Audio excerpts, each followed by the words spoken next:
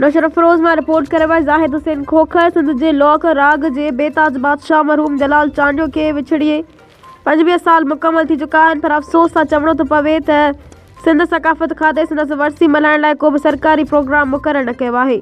मरहूम जी 25वीं वरसी नौशर अफरोज़ भरिसां फुल शहर में इंतहाई सादगीअ सां मल्हाई पई वञे, जिथे संदसि मदाहन शागिर्दनि ऐं वारसनि पारां ख़राज अक़ीदत पेश कयो वियो। जलाल चांडियो पंहिंजे मुनफ़रद अंदाज़, अवामी लहजे, दर्द भरियल आवाज़ ऐं सचाई सां भरपूर शाइरी सबबि लोक फ़न ऐं हिकु अणमठ मक़ाम हासिलु कयो। संदसि ॻायल राग अॼु बि सिंध जे हर कुंड कुर्च में मुहबत सां ॿुधा पिया वञनि। मरहूम जे वारसनि, मदाहन ऐं फ़नकारनि सिंध हुकूमत ऐं सकाफ़त खाते खां पुरज़ोर मुतालबो कयो आहे त जलाल चांडियो जी वरसी सरकारी सतह ते मल्हाई वञे। फुल शहर में संदसि नाले सां राग अकेडमी क़ाइमु कई वञे त जीअं नौजवान नसल खे लोक फ़न जी सिख्या मिली सघे।